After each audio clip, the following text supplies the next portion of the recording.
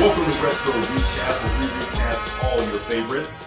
We've got a very special episode today. We've got the people you've seen on other shows all the time. They think it's an easy thing that JB and I do, so we brought them in on the show to see how they will do. The first ever 252 crossover event. Yes. And I don't know about you, Frank G, but I want to show these guys that this is child's play. I've been sitting behind the camera for weeks ready to do this. Trying to get a shot. Well, we usually hear your interjections anyway. People don't know that's you that's there, but that's who it is. That's sitting in the chair going, "What the hell, people? What's wrong with you guys?"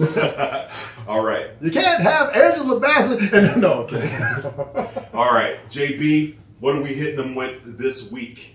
This week is a classic, Pulp Fiction from 1994. Already cast perfectly, but we're going to do what we do, and they're going to try and do what we do and recast this gem. You're going down, fellas. All right, first we and have... you're going to lose. First we have... I made mine entertaining, but not necessarily, Oscar quality. But let's go with it. All right. Oh, Frank, don't start with a caveat. Tarantino style. I went for entertainment factor. It's loaded with pop culture classics. All right, that's what we do. So we're starting with Pumpkin, one half of the team that was robbing the diner. Correct. And for Pumpkin, I chose Paul Bettany. From Wimbledon, he was the Vision. Yeah. He has a British accent. Not bad, but... it's better than yours. Doubtful. Let's see. All right, Frank G. My choice already. For Pumpkin, and it'll be more obvious when we get to Honey Bunny, I chose Sean Penn. A little older than Tim Roth, but he's got that kind of, that kind of seedy guy that would rob a diner, you know what I mean? I think he has that now, still. He might even be right this minute robbing a diner in LA for all I know. Agreed. So my choice for Pumpkin, I went with Ethan Hawke. Because early 90s, 1994, Ethan Hawke, he had that really grungy, he had the nasty beard, the long stringy hair. Still has but that. he was a little, a little plumper in the face and stuff like that. He looked like a guy who would definitely rob a coffee shop. Yeah, definitely. Definitely. Let's see here. I chose Jude Law. Did I choose? You just Jude Law. This is going to be No, a breeze. no, I take that back. No. For you, strike that from the record. You are please. fired, Jude. I chose Jason Statham. Sorry about that. Yes. Okay. Jason Statham. Makes sense. A much better pick. Lock, stock, two smoking barrels. I mean, I don't think there's a lot of stunts in that scene. it doesn't matter. He doesn't have. He just has that look like he would rob a diner, and he would rob a damn diner. Thank you very much. I have a coffee shop. Next we have the other half of the robbing team, Yes. Honey Bunny. Yes. For this part, I chose Bridget Fonda. Nice Interesting. choice. Not bad. You know what? Yeah. All right. I like that. It's a solid So I have an choice. Amanda Plummer look-alike at that point. I like it. Yeah. Not mad at it. All right, How Frank about G. you, Frank? Matching my Sean Penn, I went with Madonna. Okay. She has very, meager acting skills, but she has enough to stand up and do the Honey Bunny thing. And picture Madonna delivering some of those lines. Come on. It's good stuff. That's pretty solid. And I'd like to say, my original choices were actually more inspired than these, but this works. I like this. I'll go with it. I'm not mad at it at all. And pop culture fied, it's great. And I'm going to actually piggyback right now off of what Frank did. Originally, I was going to cast Uma Thurman as Honey Bunny to Ethan Hawke. Mm. But I actually went married with at the time. Huh? Yeah, but I actually went with Winona Ryder. At that time, Almost she did was America's sweetheart, little True. pixie darling of the indie world. And She stuff likes like to that. steal. And she does like to That's steal. Right. Yeah. And her and Ethan Hawke actually had amazing chemistry Uh-huh. in Reality Bites, which also opened in '94. So, with that being said, those not only just stealing in the coffee shop, but that steam sealing kind of mentality where they're talking back and forth. I thought with a couple of cigarettes, Watching Captain Kangaroo. there you go. Yeah, I gotcha. Well, I took a more inspired approach with Rebecca De Mornay. The Hand That Rocks the Cradle really rocked my world, and I think she could play that, to use one of JB's words, unhinged type.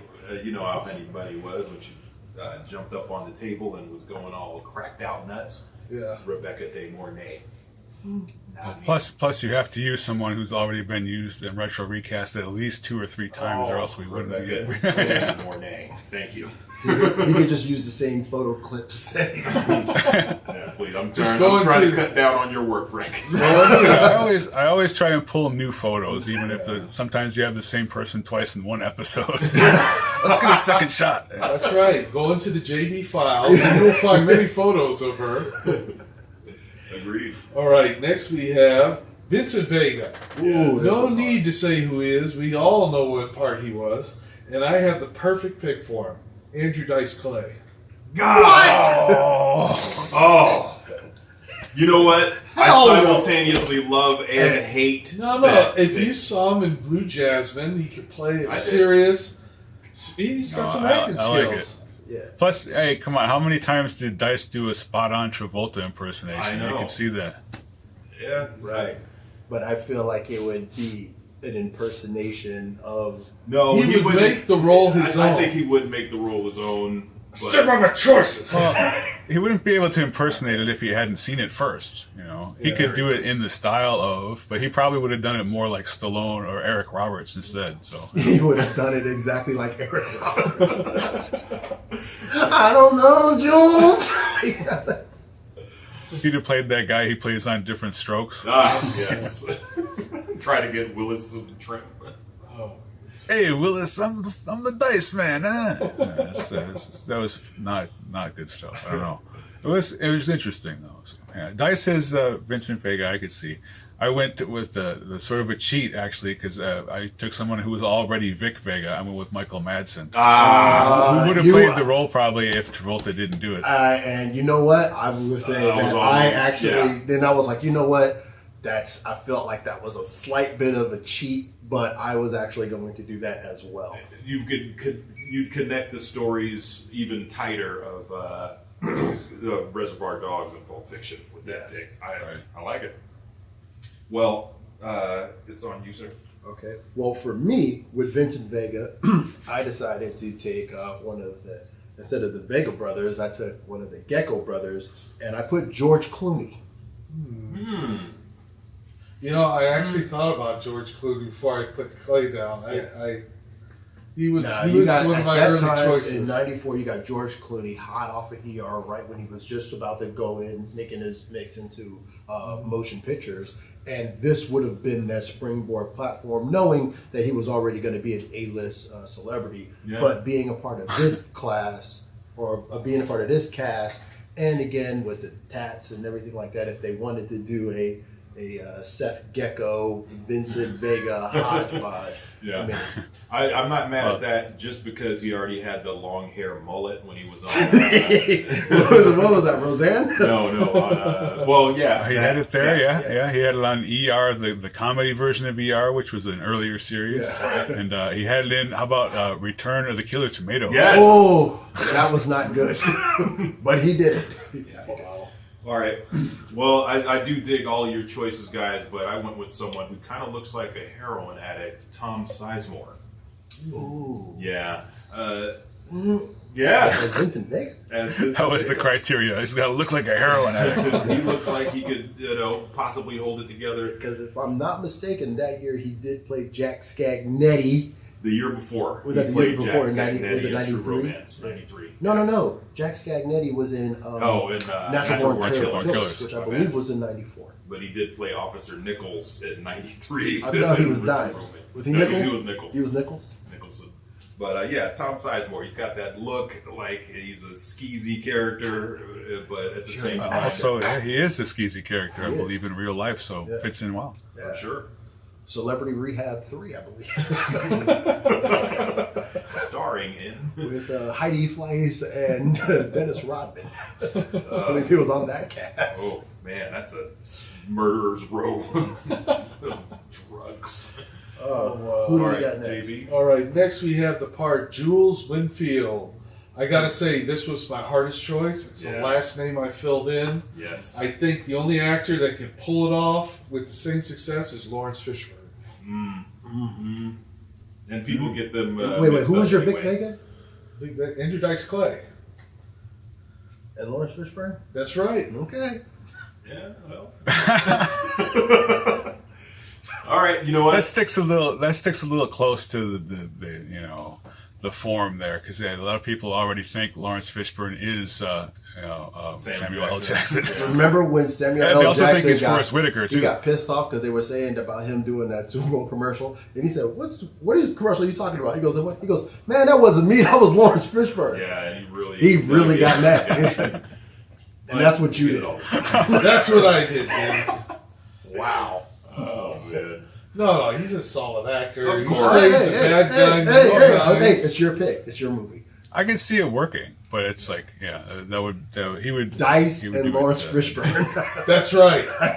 Hey, that's probably the same thing they said when they casted Jackson and the guy from Look Who's Talking. That's not what they said. They said this is about to be gold.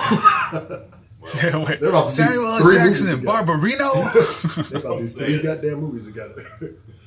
Oh man, Frank G. Good stuff. Well, I went a little farther from type, and my Jules Winnfield is Martin Lawrence in the same wig.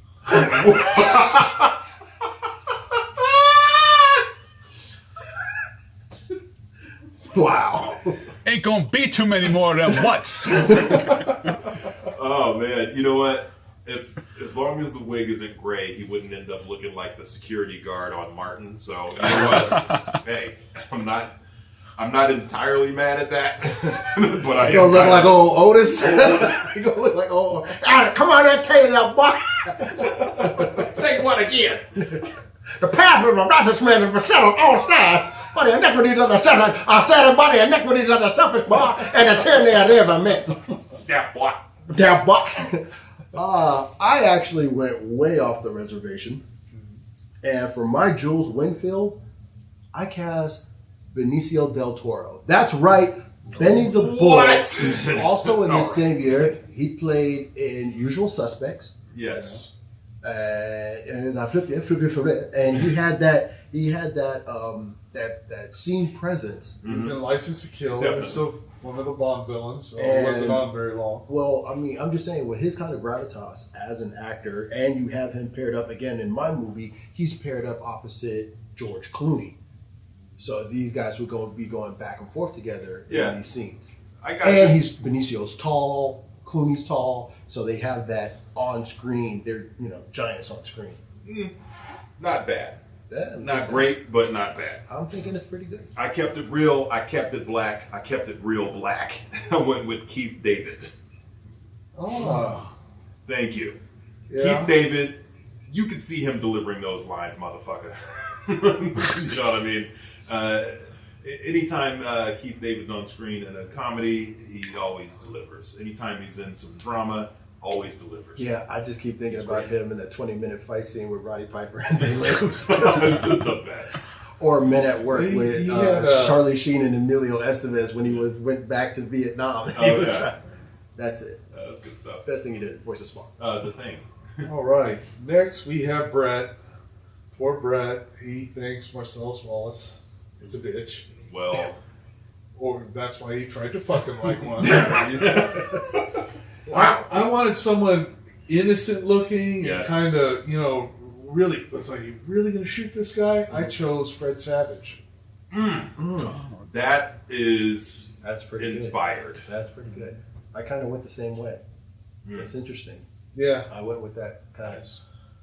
Yeah, I did also. I stuck in the ABC sitcom Teenager Land and went with Kirk Cameron because I also would like to see him get shot 18 times. Wow. This is uncanny. In a movie. This is uncanny. I had Kirk Cameron. I raced him and put Fred Savage. Wow. So you know, that's two of and them. it's funny that you say Kirk Cameron because I'm going to go ahead and piggyback off that. During that time, I picked Kirk Cameron's castmate. That's right, a 20-year-old Leonardo DiCaprio, who at that time looked even like 16 or 17. So he would play that college, year, and he would be sitting there on the chair and everything like that, trying to talk his way out of it. Right. Yeah, I kind of went a different-ish way, but still with a nervous, innocent-looking person. Philip Seymour Hoffman. That young Philip Seymour Hoffman. Just think about him. Look at him. Remember him in Was Boogie he ever Nights? young? I'm not like he Was he ever young? Remember him in Boogie Nights when he was Boogie Nights doesn't was in feel like, right. what was that, like 98? 98? That was 98. So what was he doing in in 94? 94? Who knows? What was he working? Yes, of course. He's been working. In what? I don't see Does it that matter? at all. Do they speak I know. English and what? Artsy movies you didn't see. I'm hating that choice, Ron. Yeah, You hate it? Yeah, don't like that one. All right, well, that's on you. Double I thumbs wanted- down. I wanted an innocent, nervous person, and that is Philip Seymour Hoffman, young, of course. 94. Okay, Ooh, that's a bad pick. I don't know. moving on. Didn't he look like the guy Paul from Cheers at that point? I don't know. No. It's a deep pull. Like Paul from Cheers. Oh yeah, no, I got him. Yeah. Oh, Lord. All right, next we have part of the big man himself, Marcellus Wallace. I picked another very large man. I chose Michael Clark Duncan. I figured everybody was going to go to that one. I did not. You know what sold me was that stupid Daredevil movie and the Kingpin. Really? That's what sold me on With the it. suit and everything? Yeah, that's all on it? Yeah, a polished brother that is dangerous. Yes. Not bad. Intimidating. Yeah. All that. I see. I had a modern pick, and then I said, "Well, I got to erase that." And then I went completely off the wall, and I'll even say, I said, "Let's put Emmanuel Lewis in the role." But when he describes him, he says he's big, so he couldn't be Emmanuel Lewis, and I had to settle on Mr. T. Oh, I like that choice. I like that one. Not bad. He'd have to shave off the rest of his mohawk. No, you Right. keep the mohawk. Keep the mohawk. You gotta keep, Keep the mohawk. mohawk. If you're gonna cast Mr. T in a movie, you gotta keep it. But you keep the mohawk, but you also keep the Band-Aid. Mohawk and the Band-Aid. That Band-Aid served a purpose. He didn't want people to see the bubbles on the back of his freshly shorn neck. Right, because he had a full head of hair in the movie Dave when he played the Secret Service agent, and then he had to shave it for this one, and he had a bunch of stuff. Yeah, I like it. My pick for Marcellus Wallace, I went with the voice of Allstate? Oh, yeah. Dennis I know what you're talking Haysbert. about. Yes. Especially when you talk with that bald look when he played, Pedro Serrano? Pedro Serrano. In Fuck Major you, League. Jobu. Yeah. He has that presence. You talk about his work on 24 when he played the first, black president that we had on TV. And he was the enforcer in Sin City 2. Yeah, I feel like he just has that presence and that way, and I could just see him, telling Butch, your LA privileges have been revoked. Not bad. That's not a bad choice. Not mad at it. I chose Delroy Lindo. Ooh. Yes. Yeah. I had to go with him. I mean, he's played a lot of bad dudes, drug dealers. What got me was his role in Malcolm X, where he played Archie. Yeah. The old kid. So this is how I'm going out, huh? If you can intimidate Denzel Washington in a movie, then I you even are really all liked about what it. was that? Was it Crooklyn? I think Crooklyn. he was in? Yeah. Yeah. Or Gone in 60 he's done Seconds. a lot of- that was his best film to date. Yeah, Delroy Lindo, baby. All right. baby. Next, we have the part of Jody. She's the one with all the crap on her face. I wanted to get someone pretty and make them look ugly by having all those piercings. Okay. So I chose Jennifer Aniston. Whoa. I think you went too pretty. Well, Jennifer Aniston, I think that was the first season of Friends, wasn't it? That's right. I'm giving her a big break. Giving her a big break after her Leprechaun movie. Yeah. That's right. Yeah, she would have blown up from Pulp Fiction and from Friends. That's right. The double banger. That means something else. I'm building careers. I'm building careers. Oh, man. Yeah, I had double banger on. Yeah. All right, I think my dog has stopped barking, so now I can probably do my thing here. Okay. For Jodie, I also was trying to get someone who was probably about the right age at that time and was pretty enough that would look weird with all that stuff in her face. Allison Hannigan. Oh, Ooh. that's Whoa. a good choice. She was very young. Well, She was about just our age. before She was 20. just before Buffy. She Right. was like 20 19, years old. 19, 20. yeah, not bad. I could see her being subservient to, but still. Well, it depends on who he cast for Lance. Well, that's true. Someone who's not age appropriate. Yeah. Because if you're a heroin dealer and you're going to have a skanky chick on your side, she's not going to be age appropriate. Come on. Yeah. I mean, because you're casting her, 2 years before she played a sophomore on Buffy. Yeah, but if you look at the actual movie, you had Eric Stoltz and Rosanna Arquette. Rosanna Arquette's got to be older than Eric Stoltz by a good chunk. So it's like, She is. it's Tarantino verse. It works. Well, for me, Like you've never seen an older guy with a younger chick, right? for me, I actually cheated, and as Frank just said, Rosanna Arquette was cast as Jodie. I know what you did. Patricia I Arquette. knew you were going to say that. I cast Patricia Arquette Yeah. as Jodie, and therefore you get literally the exact same performance. Oh, no. With More screaming, less boobs. Yes. That's the difference. Yeah. But you could have put Alexis Arquette in there, but he's already He's in the already, movie. in the movie. And if his name was on here, I would have flipped that. Not bad. I went with a future Tarantino character, Jennifer Jason Leigh. Age appropriate. I almost cast her as Wallace. Oh, really? This close to Yeah, casting she her was as definitely on Wallace. my sheet. Yeah, But, because the way her look, especially in the movie Single White Female, Yeah. I felt like Yeah. that definitely would have. And in Rush, she played an addict. Yeah. So, Yeah. Jason Patrick. Yeah. Wow. What's he doing now? Drugs. Well, whatever. Same as he was in the movie. I have no idea what he's really doing now. He's probably directing or something like they usually Like they do. usually do, yeah. All right, what's up, All right, JD? this is our last choice for our two-parter. Part of Lance, heroin dealer with an adrenaline needle. Yes. I chose John Cusack. Decent. I know you've used him before, but Yes. I haven't used him. And your All my picks Jodie are was fresh. Jennifer Aniston too, right? Okay, I thought they would work well Yeah. together. that would look good. And I just want to see Jennifer Aniston with all that crap in her face. That's got to be funny. Same here. Oh, my. All right, yeah. So I went non-age appropriate, but similar to that choice, I've chosen Judge Reinhold with a goatee. That's a good Yes, see now Judge Reinhold with Allison Hannigan looks bad. Yeah. That It's looks- not, Judge Reinhold in blackface. With Allison Hannigan. there you go. No, that was C. Thomas Howell. Oh, that's right. My bad. He said, and I am not Judge Reinhold. Yeah, not good. For my Lance, for playing the aforementioned drug dealer, I went with Christian Slater. Christian on- Slater and Rosanna Arquette in another movie together? Really? Can you deny their chemistry? I cannot. And is it in the Tarantino verse? It is. Can you deny the chemistry? Look, it looks like you just looked at the cash sheet of... All right, go ahead, please. That's it. That's Drop it? the mic. Okay. On my part. All right.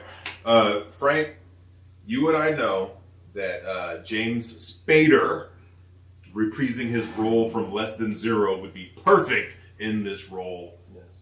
That's it. Yeah, That's a actually, drug that would You know be What's indistinguishable, pretty much.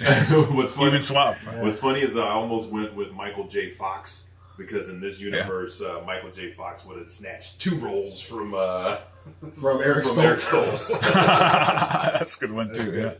Actually, they filmed the whole thing first and then Put him in it. that'd have been nice. All right.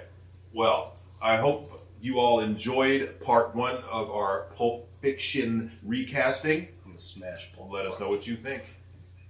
And I'd like to give a shout out to my man AM at Comics Most Wanted. Like him, follow him, subscribe to him. I'm Cool Water Kurt, and I'm just want to say, if you can't get right, get left. See, this is why we are. Adonis, pull yourself together.